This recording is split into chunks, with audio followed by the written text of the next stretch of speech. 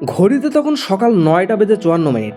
ইরানের অভিজ্ঞ pilot captain Reza Farhadi fighter jet নিয়ে প্রায় ৪০,০০০ ফুট উচ্চতায় রয়েছে। আর তার ঠিক পেছনে রয়েছে আরও দুটি অজানা ফাইটার জেট। সে আসলে বুঝতে পারছে না এই ফাইটার জেটগুলো কাদের, কিন্তু একটা বিষয় পরিষ্কার, ওরা তাকে অনুসরণ করছে। সাধারণত এমন পরিস্থিতিতে অজানা জেট দ্রুত এলাকা ছেড়ে চলে যায়, কিন্তু এখানে ঠিক উল্টোটা ঘটনাটা ঘটছে। তারা কোনোভাবেই সরে যাচ্ছে না, বরং তারা কাছাকাছি অবস্থান ধরে রেখে তাকে পর্যবেক্ষণ করছে। এই মুহূর্তে ক্যাপ্টেন রেজার মাথায় একটা প্রশ্ন ঘুরছে, এই জেটগুলো এলো কোথা থেকে আর কেন তারা ইরানের আকাশে ঘুরছে। তার কাছ থেকে যে যুদ্ধ বিমানটি রয়েছে সেটি হলো F4 টমক্যাট। এই বিমানটি একসময় বিশ্বের সবচেয়ে শক্তিশালী যুদ্ধ বিমান হিসেবে পরিচিত ছিল। এই যুদ্ধ বিমানগুলো ইরানের কাছে 1970 সালের পর থেকেই রয়েছে এবং ইরান এগুলোকে সুপার মডিফাইড করে আধুনিক সব প্রযুক্তি এতে বসিয়েছে। F4 এর সবচেয়ে বড় শক্তি হলো এর গতি। এটি প্রায় 2200 কিলোমিটার প্রতি ঘন্টায় বেশি গতিতে উড়তে পারে। এই শক্তিশালী রাডার 22 কিলোমিটার দূর থেকে অন্য বিমান শনাক্ত করতে পারে। এত বেশি প্রযুক্তি থাকার পরেও সে কোনোভাবেই বুঝতে পারছে না এগুলো আসলে কোন ধরনের যুদ্ধ বিমান। এই কারণেই ক্যাপ্টেন রেজা বুঝতে পেরেছিলেন তাকে তাড়া করা জেটগুলো F4 এর চেয়ে অনেক বেশি আধুনিক, তবুও সে নিজের অবস্থান ছেড়ে দিতে রাজি নয়। কারণ সে ভালো করেই জানে সে যদি সরে যায় এই অচেনা জেটগুলো আরও ভেতরে ঢুকে পড়তে পারে।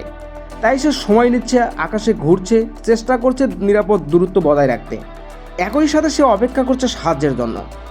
ইরানের এয়ার কমান্ড বেস থেকে তাকে জানানো হয়েছে মাত্র 2 মিনিটের মধ্যেই আরও দুটি যুদ্ধ বিমান সেখানে পৌঁছে যাবে। এই 2 মিনিট যেন তার কাছে আর শেষ হচ্ছে না, দীর্ঘ মনে হচ্ছিল। সে কখনো উপরে কখনো নিচে নামছে, যেন জেটগুলো তাকে টার্গেট করতে না পারে, কিন্তু তারা সব সময় তার পেছনে রয়েছে, এক মুহূর্তের জন্য তাকে ছেড়ে যাচ্ছে না। অবশেষে 2 মিনিট পর আকাশে দেখা যায় আরও দুটি যুদ্ধ বিমান এসে গেছে। ক্যাপ্টেন আলী আসগর এবং ক্যাপ্টেন আমির এসে পৌঁছায় মিগ যুদ্ধ বিমান নিয়ে। এই বিমানগুলো রাশিয়ার তৈরি। এগুলো খুব দ্রুত উড়তে পারে এবং শক্তিশালী, বিশেষ করে কাছাকাছি আকাশ যুদ্ধে এগুলো একেবারে ওস্তাদ। এগুলো খুব অল্প জায়গায় দ্রুত ঘুরতে পারে, দ্রুত টার্গেট লক করতে পারে এবং দ্রুত আক্রমণ করতে পারে। তাই যুদ্ধ বিমানকে আকাশের শিকারী বলা হয়। কিন্তু যুদ্ধ বিমান একই সাথে ওই অজানা জেটগুলোর সামনে দাঁড়িয়ে আছে। এরপর রেডিওর মাধ্যমে স্পষ্টভাবে সতর্ক করা হয়, আপনারা ইরানের আকাশ সীমা ত্যাগ করুন। 2 মিনিট সময় দেওয়া হলো আপনাদের। কিন্তু আশ্চর্যের বিষয় হলো ওই জেটগুলো কোনো প্রতিক্রিয়া দেখাচ্ছে না, তারা একইভাবে ঘুরতে থাকে। এতে করে পরিস্থিতি আরও জটিল হয়ে ওঠে। তখন পাইলটরা বুঝতে পারেন বিষয়টা খুবই সিরিয়াস হয়ে যাচ্ছে।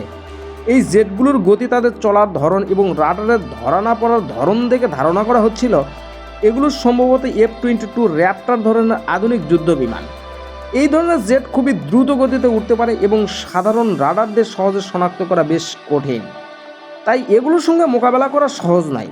শেষ পর্যন্ত পরিস্থিতি নিয়ন্ত্রণে আনার জন্য একটি সিদ্ধান্ত নেওয়া হয়। MiG-29 থেকে একটি এয়ার টু এয়ার মিসাইল ছোড়া হয়। এই মিসাইলটি সরাসরি অজানা জেটগুলোর দিকে এগিয়ে যেতে থাকে।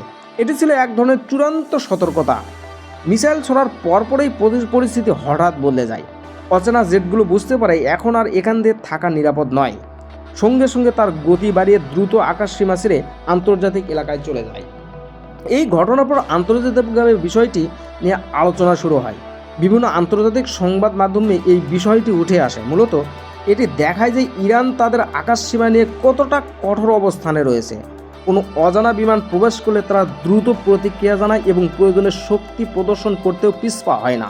মূলত মধ্যপ্রাচ্যের এই জটিল পরিস্থিতির মধ্যে ইরান তাদের আকাশ সীমা বা তাদের সমুদ্র সীমা কোনো দিক থেকে বিন্দু পরিমাণ ছাড় দিতে রাজি নয়।